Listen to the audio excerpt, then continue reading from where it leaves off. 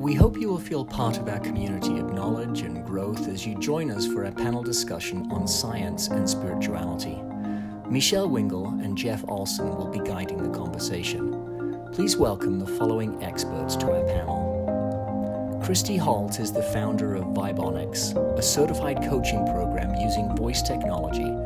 She is a founder and owner of Nugent Magazine, has started over 10 companies, had 6 successful exits, and maintains ownership in several companies, including CBD manufacturing, finance, and a social impact company. In the emergency department of a large trauma center, Jeff O'Driscoll, MD, frequently communicated with spirits who hovered between this life and the next.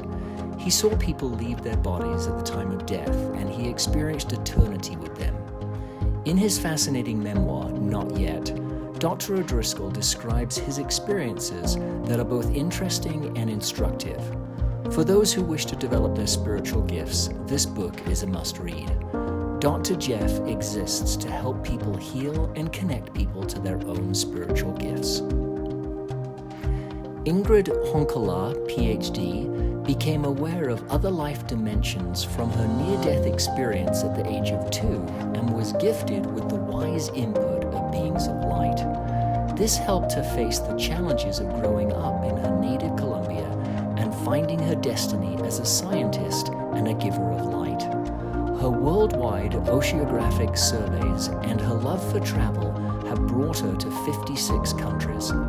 She faced deadly war zones, underwater explorations, and spent time at a NASA research center. She learned any human experience can be illuminated from within. Hugh Vale is an entrepreneur, instructor, and executive. He is the creator of Mustang Medicine and founding partner of the Clapham Foundation. Hugh believes a return to virtue is necessary to elevate humankind, which is what he proves through Mustang Medicine. Please enjoy the conversation. All right, let's get this started. Science and spirituality, does it match up? Is it congruent with each other? Go, panel. My beautiful people. My spirituals and scientists. Yes, Jeff. This is a question that I get asked a lot, being a physician for 25 years in the emergency department. People would ask me a lot if my spirituality somehow contradicted what I learned in medical school. And sometimes people ask me if the scientific community was antagonistic toward spirituality. But for me, it was never a conflict. I never understood the conflict in people's mind, because in medical school, I learned all about the physical body, how to take care of the physical body. And we didn't talk much about spiritual things, but having a physical body we take care of doesn't mean that we don't have a spirit that we can take care of as well. And for me, the two are complementary, not contradictory. Yeah. So we talk about this all the time, every day, and we talk about alignment, right? And we talk about being whole. To me, the science is the study of the physical, which is what we can see, touch, hear, feel, and smell. It's everything that we are thinking about. It's our thoughts. It's our body, right? Where the spirituality is what we feel. It's the metaphysics. It's the mystic. It's what we can't see, touch, hear, feel, or smell. Or right? describe even sometimes. Or describe sometimes. It's the intuition. It's the knowing, right? And people talk about being in alignment. And they are contrast, in my opinion, absolutely contrast, because we are spiritual beings having a human experience. So when we're in alignment, it's our science in alignment with the spirituality, and it becomes our human experience. So to me, it is alignment. And the awakening is realizing that the spirituality is not outside of us, that we are it. So therefore, it's that alignment. For me, it was the same thing like with Jeff. People ask me, but you're a scientist. How can you be spiritual? But it was the same thing for me, that there was never been a difference. It's like the separation is in the mind. And as an oceanographer, I had the opportunity to go to, like it was said in the video, 56 countries in the world and exchange science and spirituality. Because wherever I went, I realized if I am my authentic being, I'm already being spiritual. So what is the difference? I'm already being who I am. And when you open yourself to be who you are, people will come to you. And the conversations will happen. And the questions, and now people want to know more, and they feel safe with you, and they feel like, can we talk about this other subject? And then now you break that separation, and you become that you are. And actually, as a scientist, it's when you align, like you said, and you start connecting with creativity. And like creating all these incredible projects and ideas because you're not separated. You don't have that barrier. So aligning with the Spirit actually accentuated the scientific and vice versa. Yeah. Yes, because now you don't stay at the level of the problem.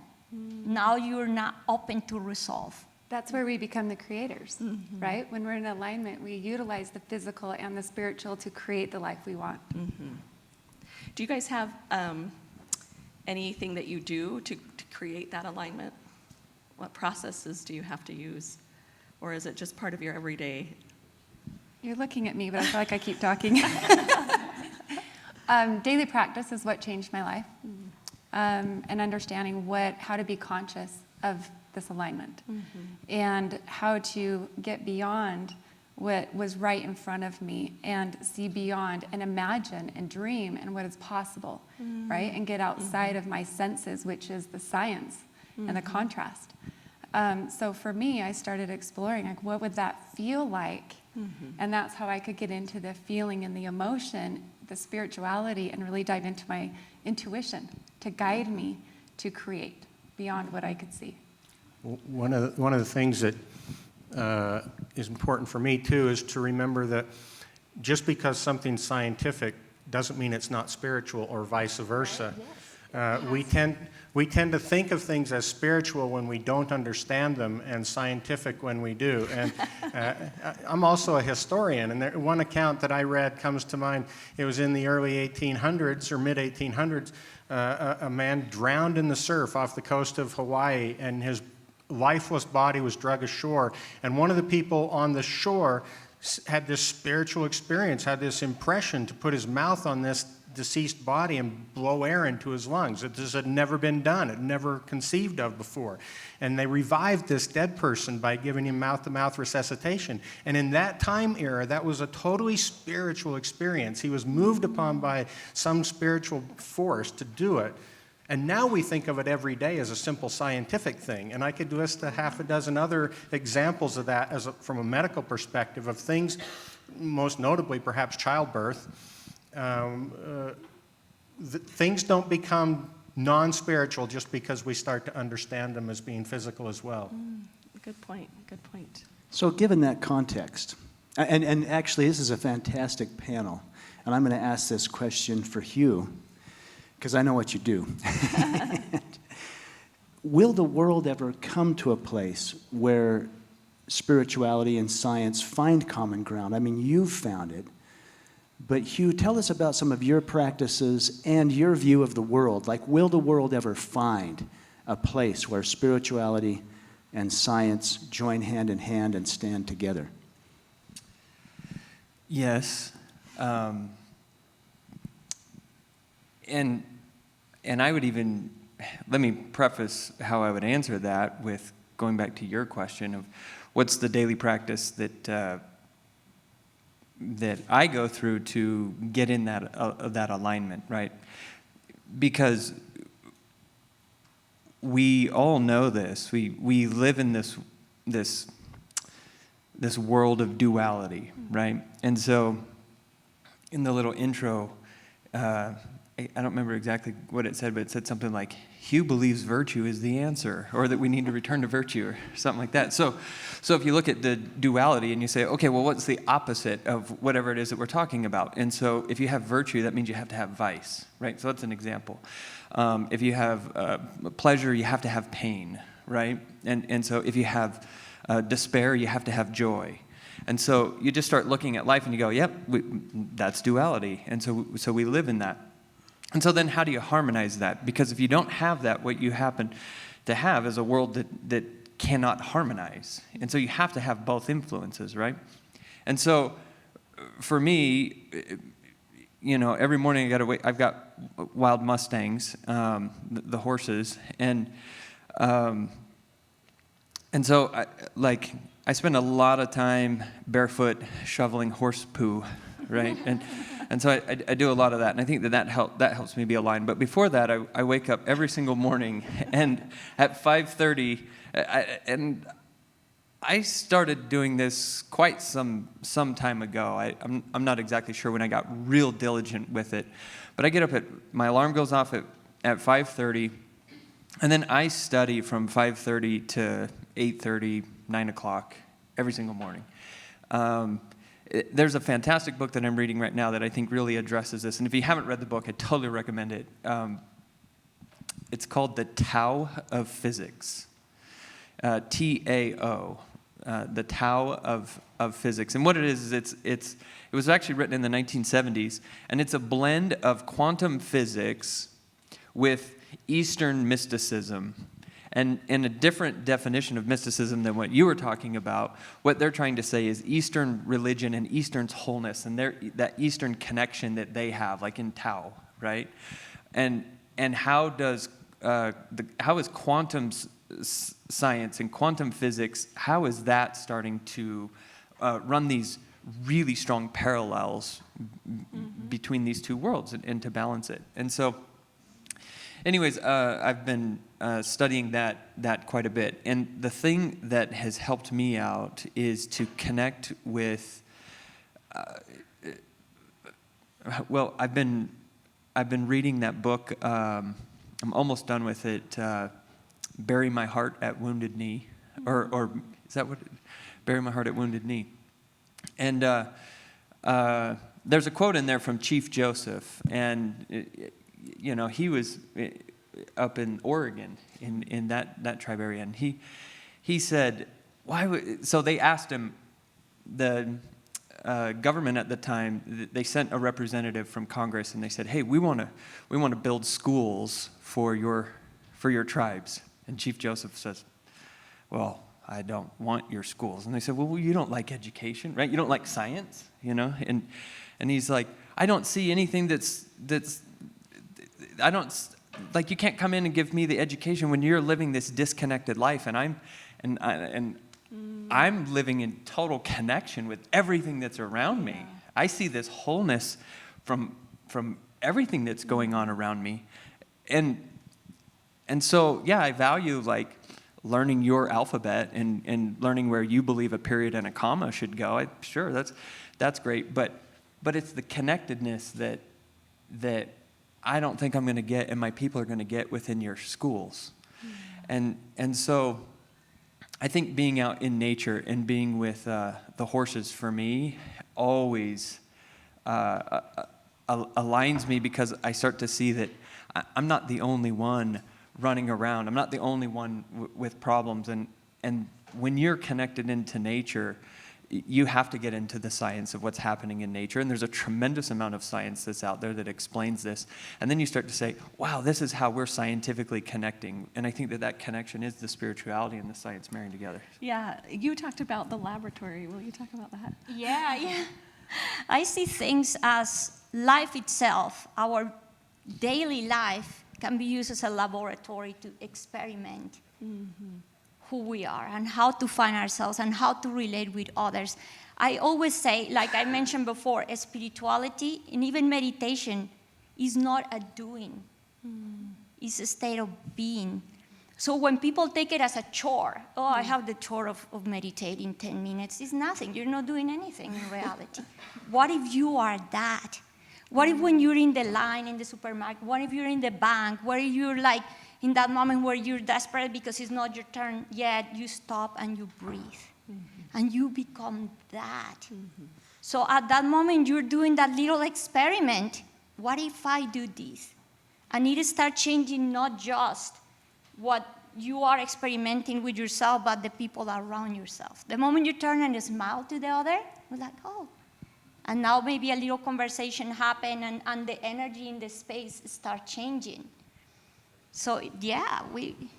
And so much of it, too, is coming to an awareness of this process. Yes. I was visiting one day with a couple friends. In fact, you were there, and so were you. And we were talking about spirituality, and we were talking about spiritual gifts. And somebody asked about what spiritual gift would you most like to have. And one person described, they were referring to a biblical example and said, I want to be able to bring people back from the dead. I want to raise people from the dead. And I had never thought about it in my 25 years in the ER, as many times I'd done it. Until that moment, I'd never thought about it. It dawned on me, wait a minute. I've brought many people back from the dead. I grab the paddles, I charge them up, and I give them a shock, and people wake up from the dead and speak again. And see, 100 or 200 years ago, it never would occur to us that the heart consists of electrical activity and to reset the heart with an electrical shock. And now we just take it for granted, but it's a profoundly spiritual thing to think we raise the dead all the time. We just don't think about it that way. Well, and even some of the things we've been working on lately is measuring, to your point, that we have a body force field, and this is believed in Eastern medicine. And if we begin to start to measure the energy that we are, and then start to reconnect to the feeling.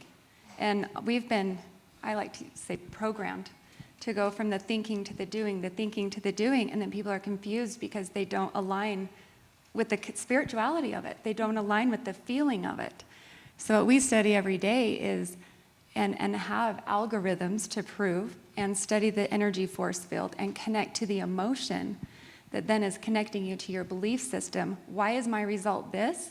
Because I feel this way, because I choose to follow that thought. So how your thoughts and your feelings are in alignment. And now that we can begin to start to test that, are we testing spirituality? Maybe. We're testing the feelings and emotions that are causing that alignment. And now we can give truth into something that hasn't really been able to be tangible and seen before.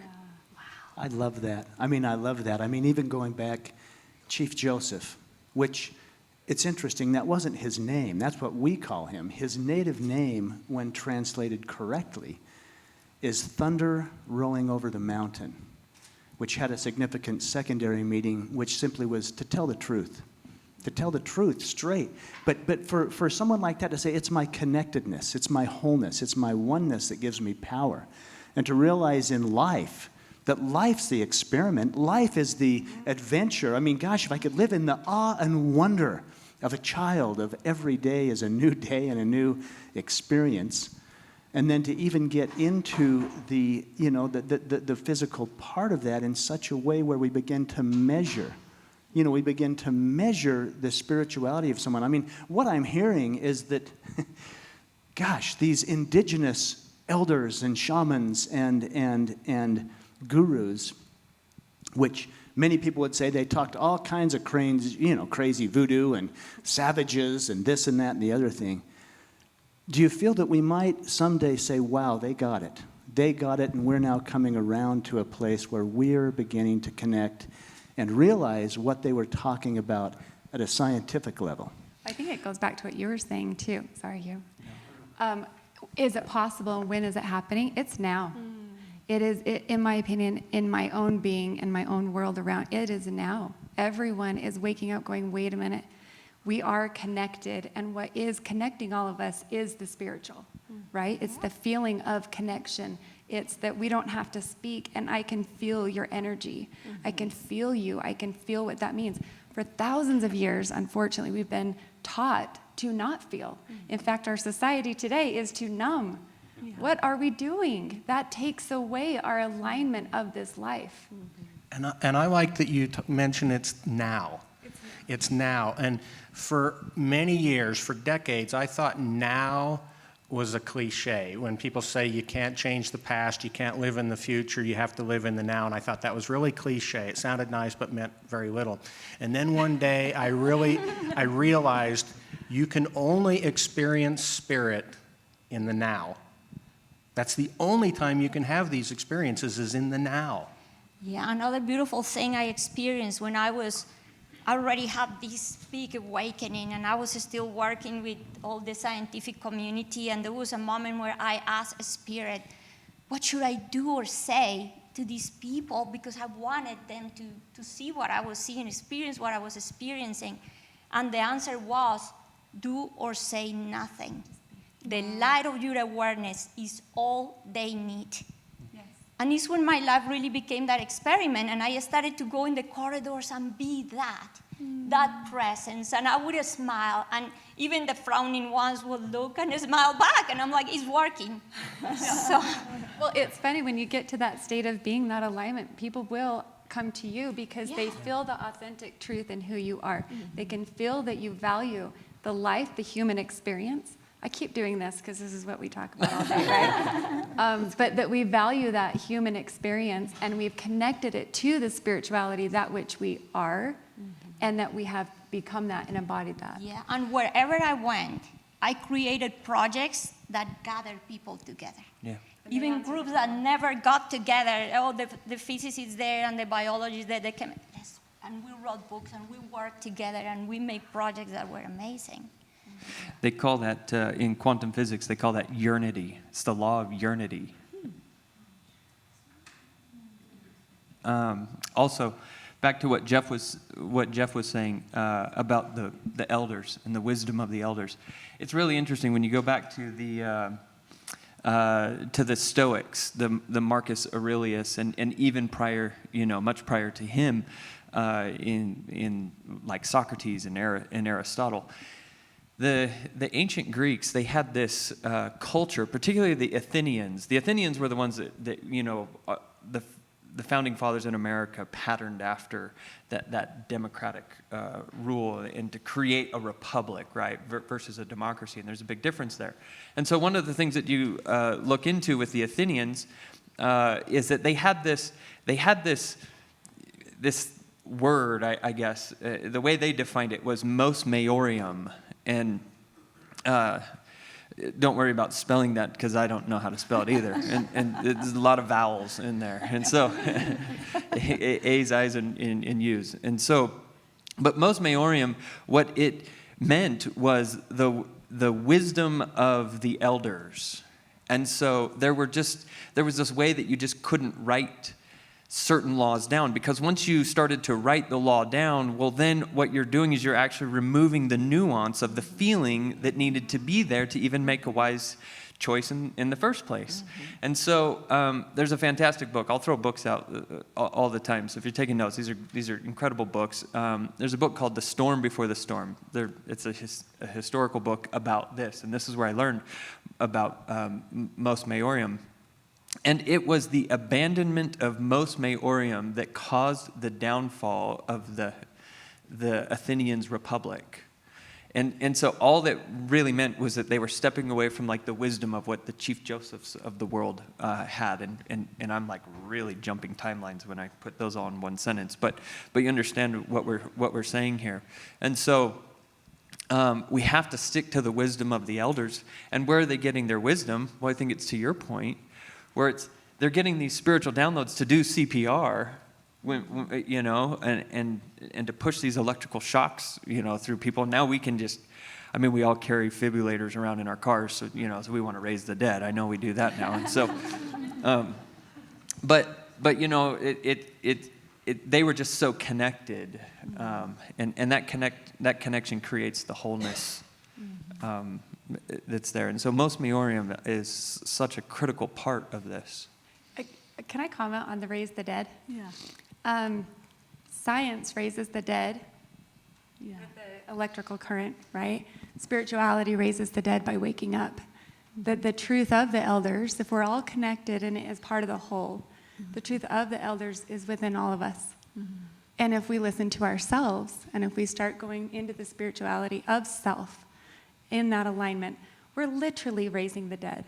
We've been asleep. We've been dead men walking, really. Yeah. And if we can literally raise the dead, we are doing it today, all of us probably in this room, every day. Yes. And one of the unfortunate consequences of modern education is this notion that you go someplace to be taught, and that you learn from somebody else, and that somebody else has the answers that you're looking for, and you have to be a good student. And there's almost no discussion about sitting down by yourself opening space, connecting, and realizing that the answers are within, and that you can get... Meditation. Yeah. That's true meditation. And that somebody else Connecting to heals the you. source that we all are a piece of, right? That the source is within. Right, I think it was, actually, it may have been Chief Seattle or Chief Redcoat, but he was rebuttaling to religion. They said, we want to convert you to our way of beliefs. And it was interesting because the response was something in the effect of, I find spirituality in everything. Every tree has a soul. Every rock is sacred. And you want to put me in a box and have me look at a painting of what is real and tell me that's God. You know, it was confusing to him. It was confusing in such a way where he was saying, I am connected. I do feel that all around me. I do feel that peace, that beauty, that love, that oneness, that wholeness by simply being barefoot, out in the dirt. Well, and if you go to what we were talking about with Chief Joseph, the number one reason that he was so vocal about why he didn't want the schools is he said, because the schools teach us to build the churches. And so the congressional representative I think said... you should say that like 4 more times. Yeah. And so the congressional representative said, you don't want churches? And he said, no, because the churches teach us to argue about the Creator. And that was how he saw it, right? And so now that's not to say that you don't need constructs, and Jeff can articulate this really well, but amongst shoveling horse poo, I just got to go back. Somehow I ended up on here, and I really just am good at shoveling that. And so, but amongst that, what I love I just love to dive into words. And so here's something that just helped me out a lot, I think, that's related to this, is to understand the difference or the proper definition. Socrates said the beginning of wisdom, right, that's mos maiorum, is the wisdom of the elders. The beginning of wisdom is the definition of terms. So if you have a term, that's church, and then you have another term, religion, and then you define those the same way, well, why are we using 2 different words? So they've got to have 2 different definitions. So what's the proper definition? So the beginning of wisdom is the definition of terms. So church, what religion is, everyone has a religion. And so there's just as many religions out there as there are people. And I'll give you some examples of a religion, because all a religion is the construct of what you believe, think, and act, and habitually go out and do. That's your religion. So, maybe CrossFit is what you habitually go out and do, right? Or Starbucks, right? Yeah. And so then if you have this way of being, and then you go plug into it, and so yoga is a religion. And so then all you need is a building to go meet with other people who believe in this religion, and we call that a church. And we could also call that like a yoga studio, right? Or a CrossFit gym. So there's all these CrossFit churches. It's Or really, a corral. Or a corral. Yeah, it's my church for sure. And so that I think helps to define that we have our religions, and it's the church is there to promulgate or propagate what the church is there to propagate and promulgate what the religion is about. So that's why you go to the CrossFit gym, because you're going to get the daily work clear. I don't do CrossFit. I got enough stuff I got to pick up and move around. And so, you got your WOD, I think, the workout of the day. And so that's what the church is delivering to you. And so what, Chief Joseph was just saying, what these churches are doing, the way that they're promulgating these truths, I just don't see them as truths, because they're not connecting all of us. They're not showing us how to connect in wholeness. And anyways. What if you went to CrossFit and you just felt everything that was there, and you experienced every drop of sweat, and you experienced the muscle gaining, then you become it becomes a spiritual experience. Then you can turn it into the spirituality. Well, I had an experience, and people will laugh at this. They'll think I'm joking. They did the night I said this in your Mustang Corral. People at the end of the night were talking about what experiences they learned. And if they were going to, if the horse was going to go back to Creator, what would it say I did for this person, right? And people laughed at me when I said this, but one of the best things that night was taking in the aroma of being back in a corral, because I grew up in a corral. I always had a horse when I was young, and it was a total experience to just be taken back to that place just by the aroma and the sounds of being there and experiencing all of it, not just the intellectual part of it. Yeah, I love what you say, because that's what I do. I practice presence in everything I'm doing, even when I'm doing the dishes. Yeah. It's just like hearing the water, hearing the sound of the dishes, feeling the water in my hands. So once you're there in that state of practicing what we call the now, the present moment, then now you are in the state of who you are, what we are, present. To kind of take it to another idea about spirituality and science is choice. And for me, the more spirituality I understand, which every time I think I know, I learn I don't know more, Right. is to understand the choice. And anything that takes you out of choice, any belief that makes you feel like you have no choice, it takes you out of spirituality, right? And so, and what I think is cool is to understand the thoughts that we choose, the feelings that we choose, and that is creating the essence of us. And so what can we see, touch, hear, feel, and smell, and make it be our perception and make it our truth that we choose to believe over and over and over again. And that becomes our religion. And that choice is so crucial. I hang around in circles with a lot of people that have had out-of-body experiences, sometimes near-death experiences like Jeff and like Ingrid. And almost invariably, when somebody is in that moment, in that total spiritual moment, often out of their body, one of the things they experience is choice. They almost invariably come back and say they were given a choice, whether they wanted to stay there or come back, or some other choice about how they interact with the difficulties in their life and the importance of being able to choose. Well, and consciousness truly is knowing you have a choice. And that every single thing is a choice. And if we understand that, we're making a choice whether we're conscious or not, right? And the more awareness that we have in that choice gives us the result that we want. And that's what manifests, that's what creates this science. So even connecting the thought and the emotion, and in that alignment manifests everything you want, well then how do I choose more of what I want? And then how do I align vibrationally with that? And I think that's another cool thing recently, talking about vibration and energy, because that's the measurement, that's the scientific measurement of our thoughts and our emotions. So now that we can measure thoughts and emotions, which is our spiritual essence, now we can really see how they combine and understand that what we see is a manifestation of that alignment or misalignment.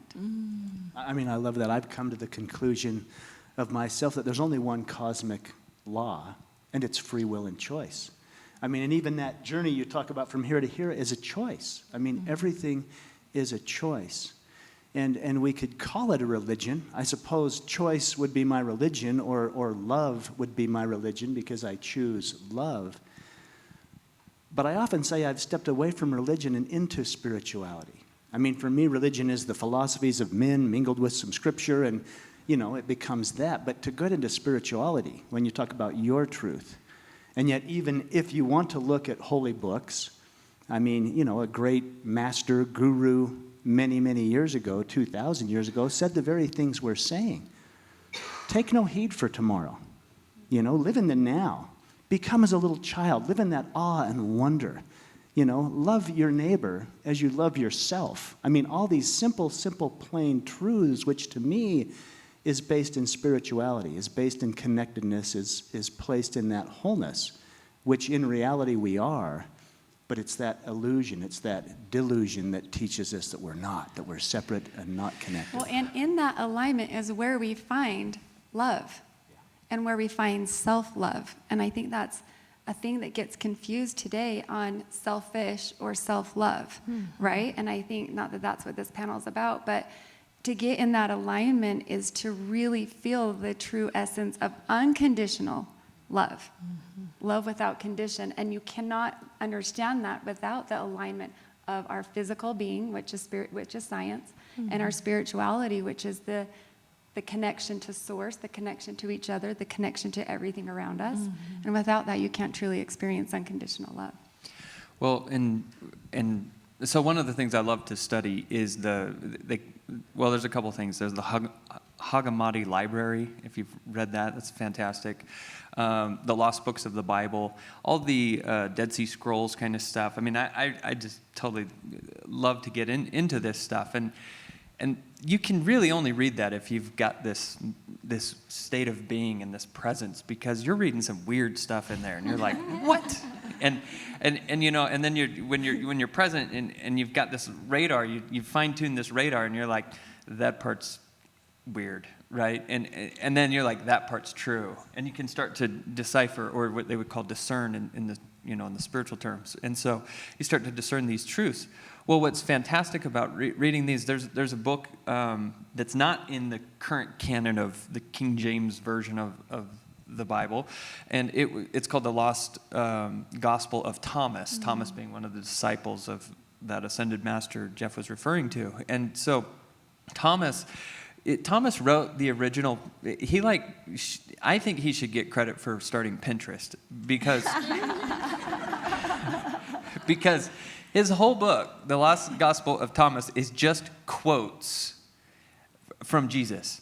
That's all it is, just quotes. And he's like, this is what Jesus said today, right? Pin in this and pin in that. Yeah, and so he just has like the original Pinterest board for Jesus. And so,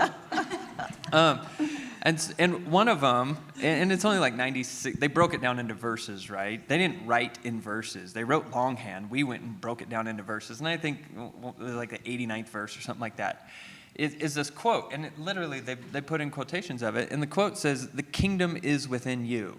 And that's what Jesus said, right? And so it's like, that becomes, very, very, it's inside of you. And to going back to, what they were talking about with, Dr. Jeff was talking about with the Mustangs, what happens, the whole process of training a wild horse is that if you can break it down into one real simple thing, all you're trying to do is show him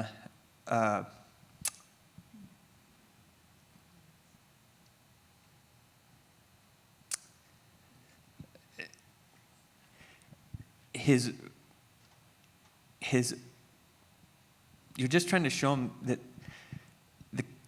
the kingdom is inside of him. The wild horse is totally hardwired to think that everything is going to kill him.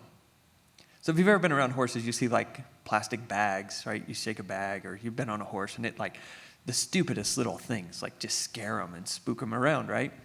And the reason that happens is because the horse doesn't understand his own magnificence on the inside. So what we see how magnificent he is on the outside, right? And so that's what people love about Mustang medicine, is that this becomes the metaphor of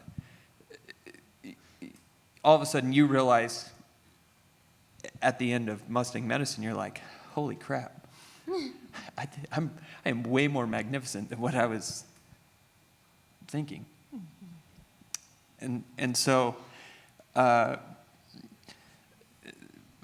I'm just on this thought of magnificence, and I'm getting emotional about it. And so I think that in the end, life at every turn is pointing us within. Even when we're doing science, why do we ask questions? To resolve a problem. Because this is going to bring us to create new technology, to evolve. What life is forcing us to do when we suffer, when we go through pain, when we go through the horrors, when we go through challenge, is forcing us to ask questions. The moment we ask, we start seeking. And the moment we start seeking, we evolve. Yes. Because we're moving out of this space of just being tangled in what we are, and now we're like looking for something else. So life is in just everything we're doing. Nature is showing it to us, science is showing it to us, the daily life, the sickness, whatever is in our life, is pointing us to go back within And I think to your point a little bit earlier was what's the daily practice? Because I think we open up the magnificence of who we are, and then we get to come back to this reality of daily life. Yeah. Right? So in spirituality, we get to see the magnificence of the universe, of source, of our creator. And when you tap into that, it's mind blowing. You can't even comprehend it. You couldn't even find words for it, right? Yeah. Because it feels that big. And then we get to come into this human experience that feels a little bit limited. Yeah. And then how do we get past that human feeling, and how do we apply this to our daily lives? And I think that's where for me, I can just speak for me and a lot of the people we work with, is to go within, start to feel again, and then start to realize that your emotions are your inner guidance system. And your emotions are telling you that what you're thinking, you either accepted or rejected, and it became your thought that's now your belief, right? So these beliefs that we operate on every day become our religion. Trying to connect all these dots, but Well, and yeah, I mean, it's perfect, and that's exactly what you were saying, right? Yeah. It's to get into this being. And this is one of the most confusing things for quantum physicists, and one of my best friends, he's just a dear friend of mine. He sits on our board of advisors in our foundation, and he's an incredible quantum physicist, and so I get to just go pick his brain on stuff. And one of the things that has been so challenging for quantum physicists is that when they get, and I'm going to try to really dumb this down like cowboy language, right? And so this is very complex stuff. And what's happening is when you have two particles that are colliding into each other, and the way it was described to me was like, imagine you have a pool table, right? You're just playing pool, right? And you can calculate, physics can calculate with the math. If I hit the white ball over, to the red ball, Yeah. and then if I hit it at this angle with this much force, it's going to transfer. And there's all these laws in physics, right? And then that red ball is going to go over there at that direction. It's going to roll this far. Well, in quantum physics, when they run, the particles are like the little pool ball, right? And so when one particle goes in and crashes into the other red particle, the red particle doesn't go Right. where that pool ball was going to go. It like shows up back there on the couch, Yeah. right? And they're like, what? And so here's what scientists have started to figure out. They started to look at this. And these were the guys that were working on cold fusion. And they've still been working on cold fusion, right, this whole time. And so what they did is they tried to go into the cold fusion and say, okay, sometimes it works and sometimes it doesn't work. And they were sitting at this cafe, and the scientists were just looking at everything. This was quite recent. And they were looking at everything, and they said, okay, the only thing we haven't thought of is belief. Yeah. And they were like, okay, let's go back and look at all of our notes. And when we showed the cold fusion and it worked, let's look at the belief of all the scientists who were in the room. And then let's go look at the belief of all the scientists that were in the room when it didn't work.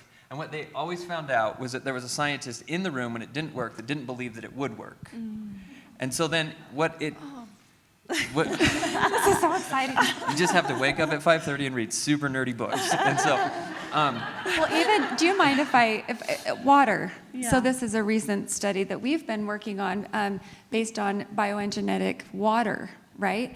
I don't know if Dr. Emoto, if you've ever seen just talking to water and how the particles take a beautiful shape or if a fragmented shape based on the energy, the frequency of the voice, which obviously this is my world, so I talk about this a lot. It's got everyone talking. Just kidding. But anyway, it will take on the shape of the energy that it's given. Well, we are 70% water, and so if the belief that has an energy is then impacted into the energy that which we are, it will manifest. Yeah, it's Yeah. mind It's over simple. matter. It's Yeah. simple physics. Let's It's geek simple out over physics. this. It's I love science. this. It's science. It's the choice. We go back to the choice. And just sitting here, choice becomes an intelligence. When it moves out of you, it becomes an intelligence. It's the energy that we creates it. move from that brings back exactly that same energy. And we also have the belief that challenge should not happen. When challenge is a gift, is the door to a wall. What do I do Perception. when I'm sitting in the couch and never move again? Okay, the couch potato and life will come and flood the house. or do something, and okay, anything that makes you move. Yeah. And that's the beauty of it. I know we've got to wrap up the panel. The Wholeness Network picked you specifically because of your oneness and wholeness of science and spirituality. You've brought so many key things that we are the creators. And that's my science. I'm the creator of my existence. I'm the creator of my experience. And the entire universe supports me in that. But we love each and every one of you. Thank you for coming and joining us on the panel. Give our panel a huge hand.